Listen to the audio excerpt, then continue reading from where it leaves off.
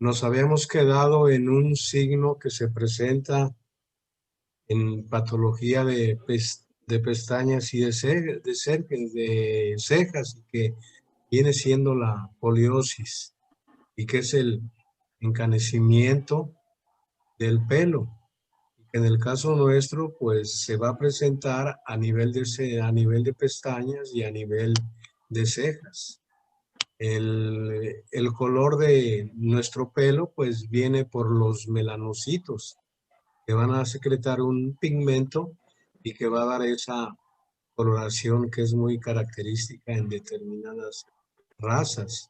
Entonces, ese pigmento se va a encontrar en el folículo piloso, tanto de lo que viene siendo las pestañas como las cejas. Entonces, los melanocitos reducen su funcionamiento a medida que las personas van teniendo más años. Y esa reducción en su funcionamiento es por lo regular arriba de los 40 o los 50 años. Es por eso que en muchos de las personas que vemos esa poliosis es por arriba de los 50 o los 60 años. Entonces, esta poliosis puede ser congénita o puede ser adquirida. La adquirida, la congénita, pues viene asociada a varios síndromes. Ya habíamos mencionado algunos de estos síndromes, como el síndrome de Vogt-Koyanagi-Arada o el síndrome de Waddington. En el caso de la adquirida, pues puede obedecer a diferentes patologías que se pueden presentar a nivel de lo que viene siendo los párpados y lo que viene siendo las cejas. Pues actualmente no hay ningún tratamiento alguno para este tipo de patología. La mayor parte de la gente que tiene esto, pues puede quedarse así, o es frecuente que ellos se pinten el pelo, ya sea de las cejas o de las pestañas. Y de esta manera, pues van a evitar que se vean esas pestañas que pueden realzar lo que viene siendo la esfera facial. Entonces aquí lo que se trata es sobre todo de eliminar factores causales. En ocasiones se recomienda también que los pacientes no se expongan mucho a las agresiones de las radiaciones ultravioletas. Vamos a tener también otro tipo de signo que se va a presentar a nivel de los párpados y que se conoce como madarosis. El término de madarosis es un término griego que viene de madar, que significa calvo, y osis, un proceso patológico. Entonces, por definición, sería un proceso patológico que origina calvicie en varias partes del cuerpo. En nuestro caso, pues esta madarosis la vamos a observar en lo que viene siendo las pestañas y lo que viene siendo las cejas. Puede ser una disminución en el número o pérdida parcial o total de las pestañas y en ocasiones también de las cejas. Obedece a varias causas. Entre las causas locales se refiere a problemas de alguna blefaritis, una blefaritis que puede comprometer a las pestañas tanto superiores como inferiores, o también a lo que viene siendo las cejas. Tumores infiltrantes que llegan a perjudicar lo que viene siendo la lámina anterior y que pueden originar más en los malignos destrucción de los folículos, que va a originar una pérdida importante de las pestañas a ese nivel. Quemaduras en ocasiones, sobre todo quemaduras ya sea por fuego, por algún álcali o un ácido que pudiera caer a nivel de los párpados o a nivel de las cejas, originaría esa pérdida de pestañas. Trastornos cutáneos, van a originar, pueden ser originados por una alopecia generalizada o en ocasiones por psoriasis, un trastorno dermatológico que va a predominar a nivel de la dermis y la epidermis. Trastornos sistémicos, como puede ser el mixedema, el lupus eritematoso, la sífilis, la lepra, puede originar esa caída o pérdida de las pestañas. En la lepra es muy característico la famosa facies leonina, en donde hay una pérdida muy importante de de las cejas y un poco menos de lo que viene siendo las pestañas. Entonces, cuando nosotros observamos al paciente, podemos ver que hay pérdida importante de las pestañas y que eso va a impedir que la superficie del globo ocular se proteja de manera adecuada. Es frecuente que a estos pacientes, cuando los estamos revisando, vamos a hallar procesos inflamatorios en el borde palpebral y que los vamos a encasillar con el término de blefaritis. En ocasiones podemos ver algunos problemas que se pueden presentar en estas caídas de pestañas, como sería asociado quizá a una triquiasis o en ocasiones a una distriquiasis. Cuando el problema es muy serio, pudiera haber afectación de la superficie del globo ocular, originando cierto grado de opacidades de las capas de lo que viene siendo la córnea. Entonces, algunas causas también de esta pérdida de pestañas puede ser una triquiasis iatrogénica, en donde a veces no se conoce la causa y que pudiera en ocasiones asociarse a problemas de personalidad o psicológico. Hay una enfermedad psicológica denominada tricotilomanía, en la cual el paciente se va a arrancar de manera compulsiva el pelo. Y aquí puede, sobre todo, comprometer el pelo de las cejas y el pelo de lo que viene siendo las pestañas. A veces utilizamos una clasificación, en que esta clasificación toma en cuenta Acá. si hay pérdida ¿Qué no es eso? a nivel de pestañas o a nivel de cejas. ¿Está buena la Tendríamos la madarosis ciliar, que sería la pérdida de pestañas, y la madarosis supraciliar, que sería comida? la pérdida de las cejas. ¿Ah? Vamos a entrar a otro tipo de patología que se va a presentar también en los párpados, que va a tener una prevalencia muy poca. Son casos que vemos de manera ocasional. Y dentro de estos casos están a veces los problemas de alergia o las atopias. Vamos a tener en primer lugar el edema alérgico agudo. Este se va a presentar por picaduras de insectos, un angioedema que a veces nosotros encasillamos como angioedema de Quinqué, o es una urticaria muy importante. Y en ocasiones este edema puede ser originado por fármacos. Los síntomas y signos que van a presentar estos pacientes va a ser una patología que se va a iniciar de manera muy brusca, en que el paciente va a tener una congestión o un edema muy importante de los párpados, y que a veces puede comprometer a los 4 párpados o a veces compromete a párpados superiores o a párpados inferiores. El paciente va a referir un prurito intenso y que va a incrementar el edema o la congestión de párpados cuando el paciente se está tallando de manera constante. Va a haber un edema palpebral y periorbitario. En ocasiones se pueden formar hoyuelos en párpados. Este tipo de inflamación por lo regular no va a producir dolor.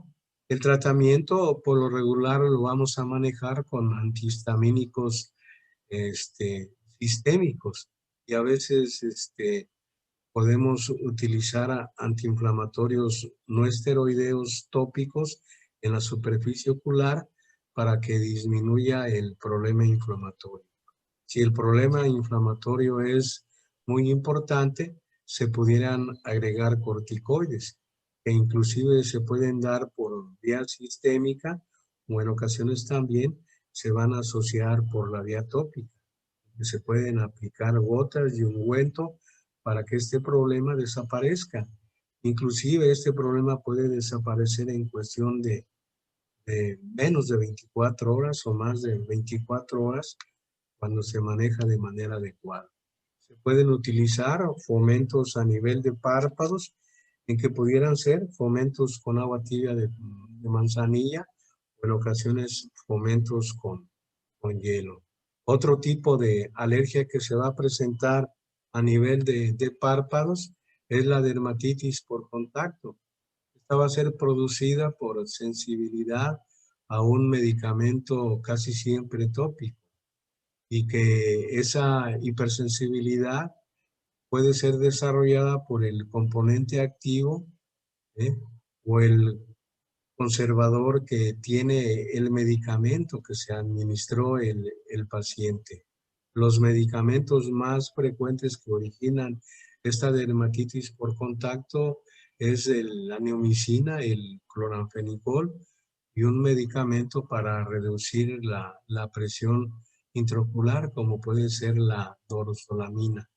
Entonces los pacientes van a tener picor, en ocasiones una especie de ardor quemante, van a tener lagrimeo, tumefacción o edema palpebral, vamos a tener también eritema de los párpados y la piel se va a encontrar engrosada y en ocasiones se vuelve costrosa cuando el paciente tiene periodos de repetición o que en ocasiones no recibe el tratamiento o no acude a consulta con el médico.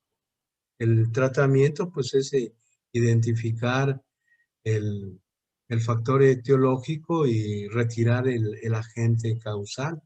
En el caso nuestro se pueden utilizar también antihistamínicos o si el cuadro es un poco más agresivo y origina más proceso inflamatorio, se pueden utilizar corticoides que la mayor parte de las veces se da de manera tópica, en gotas y ungüentos y también vamos a utilizar fomentos palpebrales que pudieran ser fomentos con agua tibia de manzanilla o fomentos con hielo. A veces le recomendamos al paciente que pruebe con estas dos variantes y con la que se sienta más adecuado, pues pudiera seguir el paciente. Vamos a tener también otro tipo de problema alérgico a nivel de los párpados y es una dermatitis atópica y que va a originar un eczema. Esto se asocia a diferentes problemas alérgicos que pudiera presentar el paciente, como serían asma o en ocasiones que el paciente tuviera una fiebre del heno. Afecta a los párpados y se puede asociar a una dermatitis generalizada. Lo característico es que el paciente va a presentar prurito, ardor, en ocasiones ese ardor puede ser quemante, el paciente va a tener párpados engrosados, cuando el problema en ocasiones puede durar varios días, vamos a tener costras y fisuras que se puede asociar a una blefaritis y el paciente pudiera originar algunos signos de las pestañas, como pudiera ser la caída de estas, que sería una madarosis, o si el problema se hace un poco más subagudo, el paciente pudiera tener una distiquiasis o pudiera tener en ocasiones una triquiasis. El tratamiento sería emolientes para hidratar la piel y cuando el problema inflamatorio es muy importante, se van a utilizar corticoides. Corticoides por varios días previa a la toma de la presión intraocular en estos pacientes. Y vamos a utilizar también fomentos palpebrales, que pueden ser fomentos con hielo o a veces fomentos con agua tibia de manzanilla. Vamos a tener también otro tipo de problemas inflamatorios e infecciosos a nivel de los párpados. Y en el programa vienen dos patologías que en ocasiones se pueden presentar a nivel de los párpados, como es en primer lugar, el herpes simple. El herpes simple, pues va a ser una infección producida por el virus del herpes simple. Por lo regular casi siempre va a ser unilateral. Afortunadamente es poco frecuente y afecta más frecuentemente a niños. Puede ser grave en aquellos pacientes que tengan algún problema de dermatitis o que tengan algún problema de inmunodeficiencia. Lo característico de esto es que los pacientes van a tener una especie de blefaritis, van a tener una hiperemia a nivel de los párpados y un edema. Otra cosa muy característica es que los pacientes van a desarrollar una conjuntivitis folicular. Y esa conjuntivitis folicular, por lo regular, nosotros la vemos al hacer eversión del párpado superior o del párpado inferior. O sea, estos folículos van a estar colocados, la mayor parte de estos, en lo que viene siendo la conjuntiva tarsal o palpebral. Esos folículos se ven como cuando vamos al supermercado y compramos huevos que vienen dispuestos y que se ven realzados como si fueran pequeñas elevaciones, y así se van a ver esa hipertrofia folicular a nivel de conjuntiva palpebral. Otra característica muy importante es que el proceso se puede extender a la superficie del globo ocular. A nivel del globo ocular, en la córnea, nos va a dar unas úlceras que tienen una forma arboriforme o dendrítica. Esta distribución es patoneumónica de lo que viene siendo el herpes simple.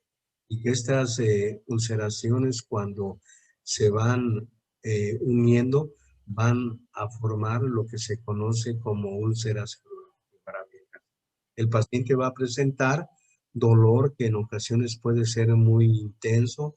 Va a haber la aparición de vesículas en pequeños grupos que nosotros vamos a hallar a nivel de los párpados y que la mayor parte de las veces compromete la lámina anterior, la lámina posterior, conjuntiva tarsal, conjuntiva vulvar, y puede invadir el epitelio corneal. En el epitelio corneal, pues vamos a hallar esas úlceras que tienen forma arboriforme o dendrítica y que cuando la teñimos con el colorante de fluoresceína o el rosa de Bengala, van a hallar esa tinción muy característica. El tratamiento, por lo regular, se va a hacer con antivirales. Y dentro de los antivirales, el que se maneja de manera más frecuente en México es el aciclovir, porque hay otros antivirales que no están aquí disponibles en el mercado nacional. El que más manejamos es el aciclovir. Antes había otros y que afortunadamente los retiraron, y que a nivel internacional se siguen utilizando de manera, de manera adecuada y que son muy útiles en el tratamiento de esta patología, como podría ser el malaciclovir o el fanciclovir. Vamos a utilizar también lágrimas artificiales para favorecer que el globo ocular esté humectado y que de esta manera haya alguna regeneración de las úlceras de los epitelios que pueden estar primordialmente comprometidos. Vamos a utilizar antiinflamatorios no esteroideos para disminuir el dolor y el edema que se va a presentar a nivel ya sea de párpados o a nivel de lo que viene siendo la superficie ocular. Vamos a utilizar antineuríticos por vía oral, van a ser tomados. Le vamos a decir al paciente que trate de evitar exponerse mucho al sol. Hay que también comentarle al paciente que este tipo de patología en ocasiones se puede reactivar cuando al paciente le disminuyen sus defensas naturales. Entonces estos pacientes pues deben tener mucho cuidado cuando tienen algunos procesos infecciosos, porque si ya tuvieron este tipo de patología, puede haber una reactivación. Y hay pacientes que podemos seguir a través quizá de los años o los decenios, y que esas reactivaciones a veces el paciente se da cuenta, porque ya va a tener compromiso a nivel de lo que viene siendo la esfera ocular. Otra patología que también viral puede originar problemas muy serios a nivel de los párpados y la región periocular y la superficie ocular es el herpes zóster. Esta va a ser una infección producida por el virus de la varicela zóster. Se llama herpes zóster porque originalmente el proceso infeccioso se desarrollaba a nivel de la espalda y tenía una distribución como en cinturón. Por eso se llama zóster, porque lleva una forma en forma de cinturón. Es una patología que afortunadamente es poco prevalente. Por lo regular casi siempre es unilateral, aunque a veces se puede presentar de manera bilateral, pero en muy pocos casos. Afecta más frecuentemente a personas de la tercera edad, y es sobre todo cuando da en pacientes inmunocomprometidos o que están bajos de defensas, pueden ser muy graves. Los síntomas y signos que va a desarrollar esta patología, pues van a ser dolores muy intensos, porque va a haber compromiso de la primera rama del nervio trigémino. Es más, cuando se afecta la primera rama del nervio trigémino, se encasilla con el nombre de herpes zóster oftálmico. Entonces va a haber un dolor muy intenso, y este dolor muy intenso se puede extender hacia lo que viene la región palpebral y la región periorbitaria. Va a afectar de manera muy importante a lo que viene siendo el nervio nasociliar, y va a afectar también de manera muy importante a lo que vienen siendo los nervios frontal interno y frontal externo, que va a dar la sensibilidad a toda la región de la frente. Inclusive el proceso infeccioso puede distribuirse en el trayecto de estas ramas, como en un momento dado se puede ver en lo que viene siendo las imágenes. Va a haber un exantema maculopapular en lo que viene siendo los párpados, lo que viene siendo la frente y lo que viene siendo el área de la nariz. Va a haber una formación progresiva de vesículas que después se van a transformar en pústulas, y al último va a haber una ulceración costrosa. Va a haber un edema periorbitario muy importante. Estos pacientes a veces van a desarrollar un signo que se llama signo de Hutchinson, y este signo de Hutchinson se va a presentar como una costra o una vesícula o pústula en la punta de la nariz. Y cuando ese signo está presente, eso nos habla que por lo regular ya va a haber un compromiso de la superficie ocular, donde puede estar afectada de manera muy importante el epitelio de la córnea. Este signo de Huntington, en algunos libros se comentaba que era patoneumónico de esta patología, pero hay otro signo de Huntington que es en el melanoma, y que ese se presenta a nivel de la nariz. O también hay otro signo de Hutchinson que se presenta en aquellos pacientes que tienen una sífilis, en que en ocasiones se va a presentar una especie de queratopatía y opacidades a nivel del epitelio de la córnea. Entonces, estos serían los síntomas y signos que van a presentar los pacientes que tengan un herpes zóster. Entonces, aquí pueden observar las costras que van a seguir el trayecto de la quinta rama del nervio trigémino a nivel oftálmico, la rama nasociliar y lo que viene siendo la rama, tanto frontal interna como frontal externa. El tratamiento, pues se va a hacer a base de antivirales.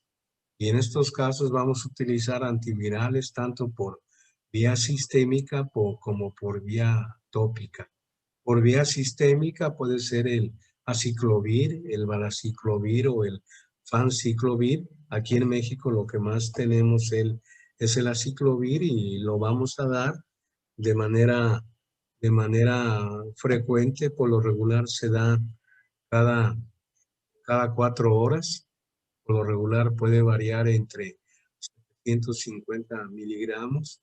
En ocasiones también vamos a dar el antiviral por vía tópica. Y por vía tópica, por lo regular, lo tenemos en presentación de ungüento o pomada, y que lo vamos a aplicar en donde va a haber las costras o las pústulas. Entonces tenemos que en ocasiones hacer una debridación con mucho cuidado para no despertar mucho dolor en el paciente, en el paciente si tiene más edad, para poder aplicar ahí el medicamento. Vamos a utilizar analgésicos sistémicos para que disminuyan el dolor que pueden presentar estos pacientes. Antiinflamatorios no esteroideos. Vamos a utilizar antineuríticos por vía oral. Vamos a utilizar también lágrimas artificiales. En ocasiones, pero con mucho cuidado, podemos utilizar corticoides tópicos. Corticoides tópicos cuando ya tenemos comprometido el epitelio corneal. Estos corticoides en ocasiones se dan para evitar que la córnea se opacifique y origine la formación de nubéculas o leucomas a ese nivel, pero lo debemos dar con mucho cuidado. Vamos a mencionar también otra patología infecciosa que se presenta a nivel de los párpados, pero aquí esta patología pues van a predominar primordialmente lo que viene siendo las bacterias, primordialmente las gram negativas o más gram positivas, y en segundo lugar las gram negativas. Dentro de estas patologías infecciosas vamos a tener el limpético, que va a ser una infección superficial de la piel. Esta infección a nivel de lo que viene siendo la esfera oftalmológica tiene una prevalencia muy baja. Nosotros prácticamente no la llegamos a ver porque estos pacientes la mayor de las veces o pueden llegar con el médico general o a veces pueden llegar con el pediatra. Entonces, esta infección pudiera originar una blefaritis, que diga una celulitis periorbitaria o una celulitis preseptal. Va a ser causada por el estafilococo aureus o el streptococo piógenes. Entonces va a ser más frecuente en niños, y los síntomas que van a presentar y signos se van a observar máculas eritematosas que van a evolucionar rápidamente a vesículas, produciendo costras amarillentas. Entonces, estas costras en ocasiones se deben de humedecer o se deben separar con mucho cuidado. El tratamiento en este tipo de patologías pues sería antibióticos sistémicos, y primordialmente va a ser a base de penicilinas en sus diferentes variantes, o en ocasiones si el paciente tiene algún problema de sensibilidad a las penicilinas, podemos utilizar eritromicina o a veces otro tipo de antibiótico, y también vamos a utilizar antibióticos tópicos. Dentro de estos antibióticos, pues podemos utilizar a veces la tobramicina o a veces lo que viene siendo la neomicina o otro tipo de antibióticos que están apareciendo de manera, de manera frecuente, y que estos antibióticos a nivel tópico los vamos a aplicar cada 4 horas o cada 6 horas, dependiendo de cómo va evolucionando el paciente. También otra patología infecciosa que se puede presentar a nivel de los párpados viene siendo la erisipela, que va a ser una celulitis diseminada subcutánea aguda y que va a tener una predilección por lo que viene siendo los miembros inferiores. Va a ser producida por el Streptococcus pyogenes.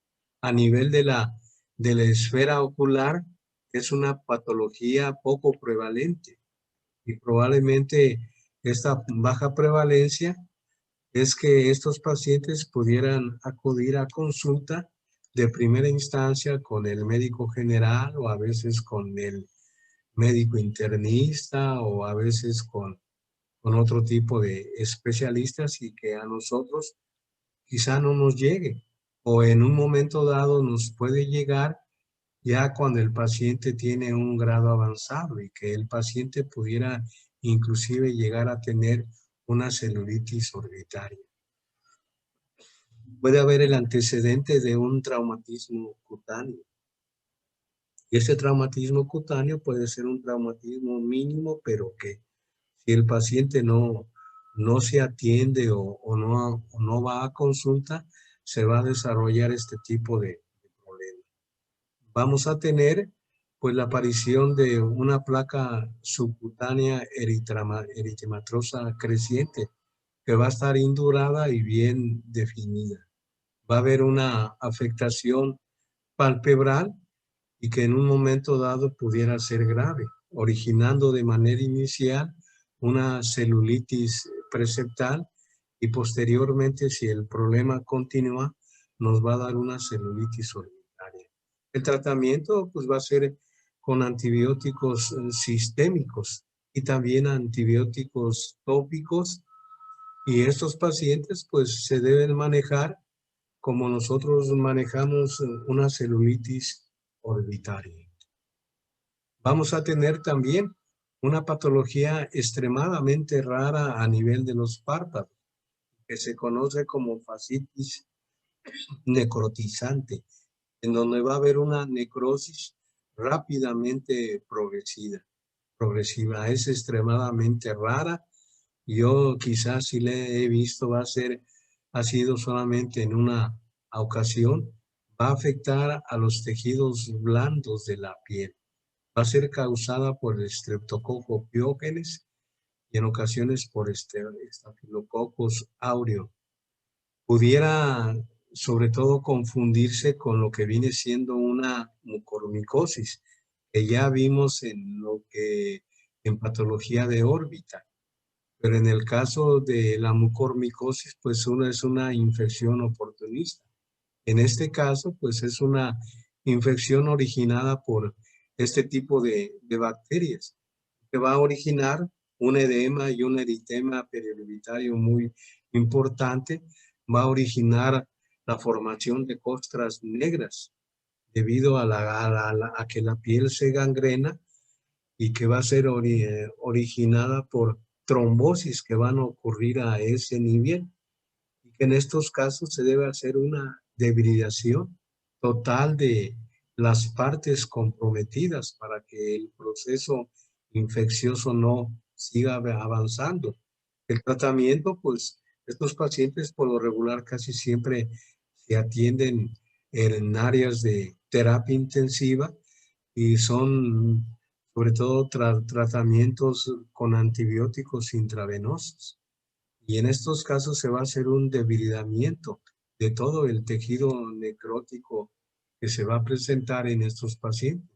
En el caso de la esfera ocular, pues esa debilitación se tendría que hacer a nivel de los párpados y probablemente extenderse más allá de lo que viene siendo los párpados, como sería ya prácticamente la esfera orbitaria.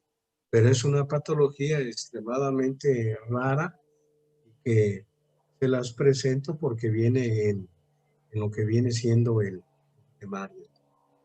Vamos a entrar a otra patología de órbita, diga otra patología de párpados. Y dentro de esta patología vamos a mencionar las blefaritis. Entonces el término de blefaritis es una inflamación crónica y bilateral del borde de los párpados. Es probablemente la patología ocular más frecuente, quizá más frecuente que lo que viene siendo las conjuntivitis, sus diferentes variantes. Y es frecuente que en ocasiones se inflame de manera frecuente tanto los párpados como la conjuntiva, originando una patología que se conoce como blefaroconjuntivitis. Entonces, esta blefaritis pues va a originar esa inflamación y que esa inflamación puede ser desde una leve hiperemia del borde palpebral hasta una inflamación crónica de todo lo que viene siendo tanto la lámina anterior como la lámina posterior de los párpados. Puede haber una especie de hipersecreción de las glándulas sebáceas de los párpados.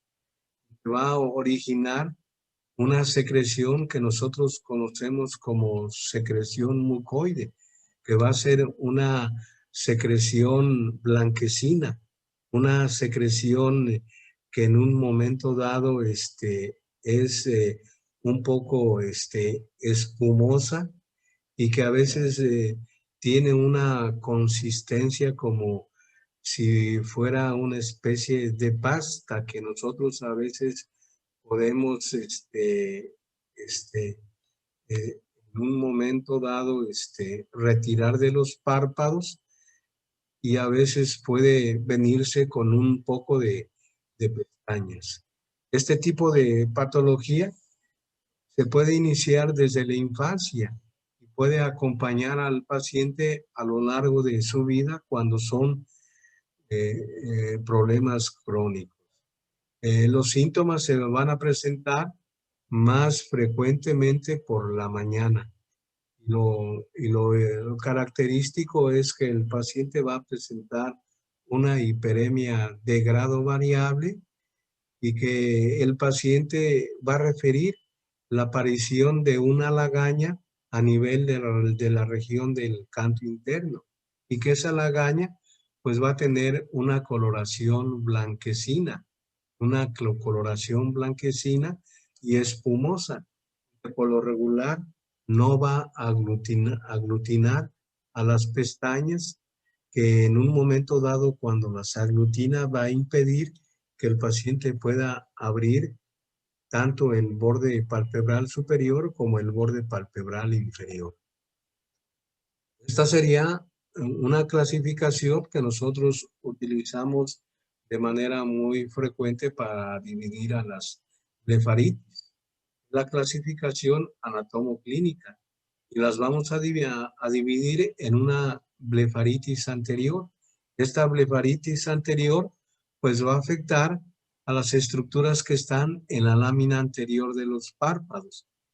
Pueden comprometer a lo que viene siendo la piel, el músculo orbicular de los párpados, va a afectar a las glándulas sebáceas y a las glándulas sudoríparas que van a estar en esta lámina anterior, como serían las glándulas de Sais, y las glándulas de Moll. En el caso de la blefaritis posterior, va a afectar a lo que viene siendo la lámina posterior. Va a afectar también a la línea gris, que en este caso va a ser una línea gris muy pequeña. Va a afectar al tarso y a lo que viene siendo la conjuntiva tarsal o a la conjuntiva palpebral.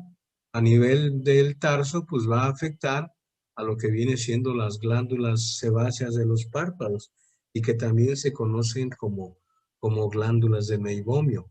A veces podemos tener una afectación de las dos láminas y que aquí vamos a utilizar sobre todo lo que viene siendo la blefaritis mixta, en que se puede afectar tanto la lámina anterior como la lámina posterior.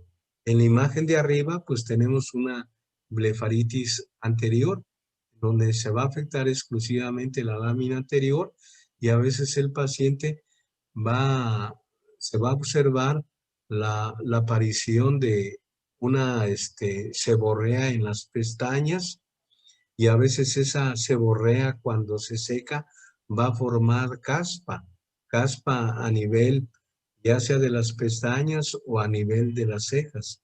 En la imagen de la parte inferior se puede observar cómo está inflamada también la lámina posterior. Y aquí en la lámina posterior vamos a observar la parte terminal de los orificios de las glándulas de Meibomio. Y esos orificios a veces se pueden obstruir. Y a veces la manera de poner en evidencia esto es hacer presión del párpado sobre el globo ocular. Y si no hay ninguna obstrucción a nivel de esas glándulas, va a haber, sobre todo, vamos a ver cómo hay expresión del material lipídico por los orificios de las glándulas. Si esas glándulas están obstruidas, no va a haber esa salida de ese material lipídico. Y nos va a hablar de que hay una alteración a nivel de las glándulas de Meibomio, que nos va a hablar de una disfunción de esas glándulas y que esta disfunción pues se va a asociar de manera muy importante a lo que viene siendo una blefaritis. Vamos a mencionar eh, dentro de esta clasificación, en primer lugar, lo que viene siendo las blefaritis anteriores. Esas que van a comprometer lo que es la lámina anterior. Dentro de estas blefaritis vamos a tener la blefaritis seborreica o blefaritis también, que en ocasiones se llama escamosa porque se van a formar escamas. Esas escamas se forman cuando el material lipídico se seca y forma esas escamas. Entonces el paciente pues va a presentar una seborrea a nivel de lo que viene siendo la base de las pestañas. Esta seborrea pues puede originar que las pestañas estén muy sebosas y que a veces esa seborrea rodee toda la pestaña. Entonces esa seborrea va a originar esa inflamación a nivel de lo que es la lámina anterior, a nivel de lo que viene siendo la piel y donde va a estar la base de los diferentes cilios que van a salir a nivel de la lámina anterior. Entonces va a haber un exceso de secreción de estos lípidos por las glándulas sebáceas. Y estos pacientes a veces pueden tener el antecedente de una dermatitis seborreica, tengan una piel muy grasosa y que estos pacientes también desarrollen una seborrea o caspa muy importante de lo que es el cuero cabelludo. También podemos tener una blefaritis anterior originada por bacterias. Y aquí tendríamos una blefaritis ulcerosa. Esta blefaritis ulcerosa va a estar asociada primordialmente al estafilococo. Y por lo regular, el borde palpebral va a estar hiperémico. y va a haber la aparición en ocasiones de costra, en ocasiones de ulceraciones de la lámina, de la lámina anterior, y que va a originar pequeños sangrados, y que nosotros al hacer la exploración de ese paciente debemos explorar de manera muy, de manera muy leve lo que viene siendo las pestañas, porque si tenemos costras a ese nivel y tenemos ulceraciones y las pestañas no las tratamos muy gentilmente, nos podemos traer las pestañas con todo el folículo piloso y a veces dejar esa área sin crecimiento de esas pestañas. Entonces, en el caso de las blefaritis ulcerosas, debemos hacer un manejo muy adecuado de las pestañas que en un momento dado pueden estar comprometidas. Entonces, para esto a veces se ponen fomentos con agua tibia de manzanilla, nos esperamos un ratito y al paciente lo colocamos en la lámpara de hendidura y con mucho cuidado podemos quitar esas costras y ulceraciones que puede tener el paciente a nivel de la parte más anterior de la lámina anterior. Entonces serían estas las blefaritis que se van a presentar de manera más frecuente. La que va a tener una alta prevalencia sería la blefaritis seborreica, que va a ser originada por el exceso de producción de material lipídico a nivel de la lámina anterior.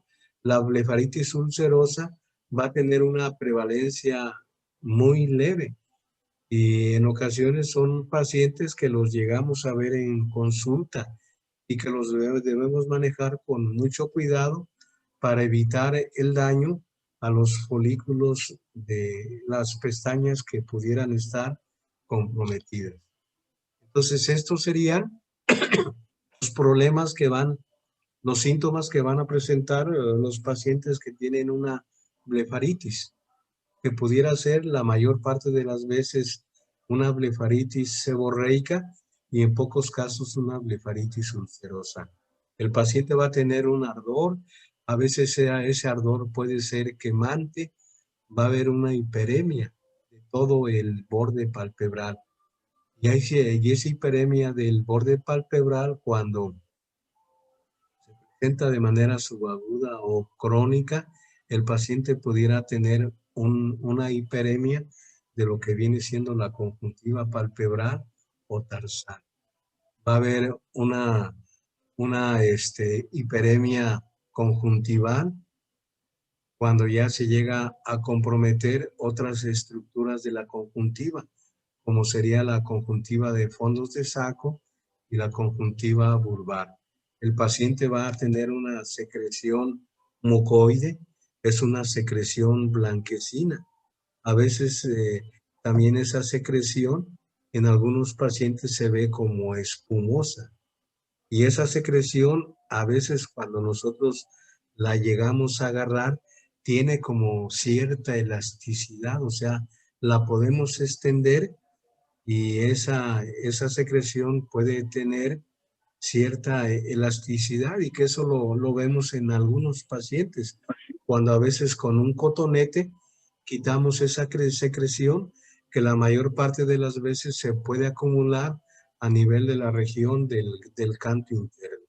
El paciente puede referir sensación de cuerpo extraño, porque la secreción mucoide o secreción blanquecina puede andar a nivel de lo que viene siendo la superficie del globo ocular. Pudiera haber lagrimeo y fotofobia cuando ya hay compromiso del epitelio de la córnea y que el paciente pudiera desarrollar una queratitis punteada y que esa queratitis punteada puede ser en la parte inferior o en ocasiones pudiera ser en la parte superior o a veces comprometer todo el epitelio de la córnea.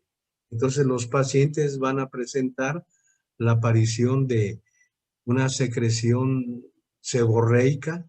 Cuando esa secreción se seca, se van a formar escamas y vamos a tener caspita ahí en el borde palpebral. Se pudiera asociar a caída de pestañas, pudiéramos tener una madarosis. Si el problema se hace subagudo o crónico, pudiera haber triquiasis, pudiera haber poliosis, pudiera haber alguna distriquiasis, va a haber hiperemia del borde palpebral. El paciente, cuando ya se llega a comprometer la superficie del globo ocular, va a desarrollar una blefaroconjuntivitis.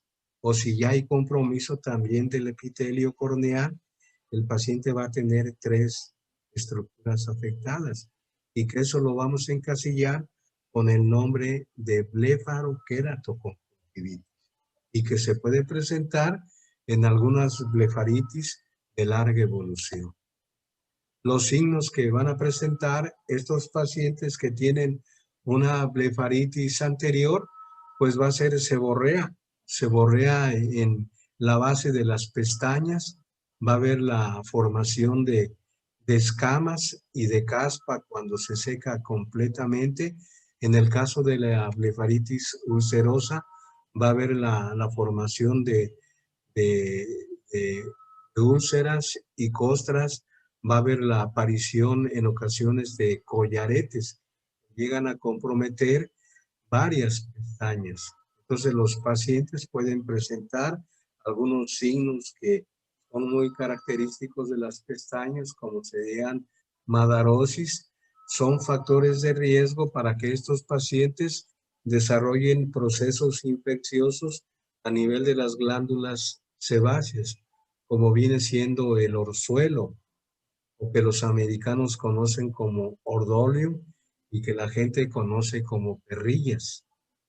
O también los pacientes pudieran desarrollar lo que se conoce como chalaciones o calacios, que viene siendo una inflamación crónico granulomatosa de las glándulas de meibomio.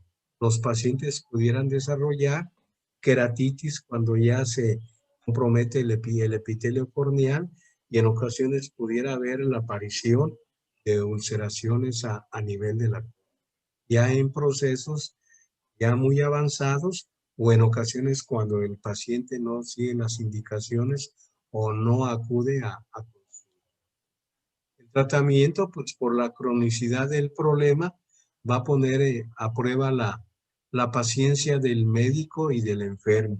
Al paciente se le debe explicar que es una patología crónica y que por lo regular se va a controlar, pero que no va a desaparecer primordialmente en el caso de lo que viene siendo las blefaritis seborreicas. En el caso de las ulcerosas, con el tratamiento etiológico, por lo regular desaparecen y es muy difícil que haya una recidiva.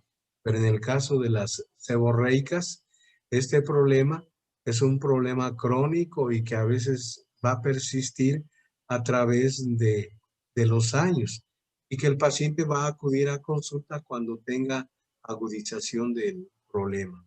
Entonces el tratamiento debe ser lo más etiológico y persistente que sea posible.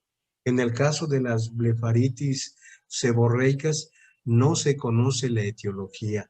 Es por eso que el tratamiento se da para disminuir los síntomas y los signos que puede presentar el paciente. En estos casos se recomienda el aseo escrupuloso, el aseo escrupuloso primordialmente de las pestañas y los párpados. Se recomienda a estos pacientes recetarles algún champú antiseborreico. Estos pacientes diariamente se laven las pestañas con ese champú, tratando de evitar que no caiga a la superficie del globo ocular, que puede originar una conjuntivitis química, porque este shampoo antiseborreico pues primordialmente está dado para piel y para sobre todo los pelos, pero en el caso aquí de las pestañas pues debemos mencionarle al paciente que sea cuidadoso y que se lave de manera inicial las pestañas y tratar que no queden ahí residuos de ese shampoo seborreico. Al paciente se le puede recomendar fomentos con agua tibia de manzanilla. En ocasiones se pueden utilizar antibióticos cuando se llega a agregar algún cuadro infeccioso que llega a comprometer a gérmenes gram positivos o gram negativos. Si el proceso inflamatorio es muy importante, se va a dar a antibióticos con corticoides por vía tópicas. Y estos antibióticos se dan por un plazo no mayor a 10 días previa toma de lo que viene siendo la presión intraocular. En ocasiones podemos utilizar antiinflamatorios no esteroideos cuando tenemos un edema y una hiperemia muy importante de lo que viene siendo los párpados y el borde palpebral.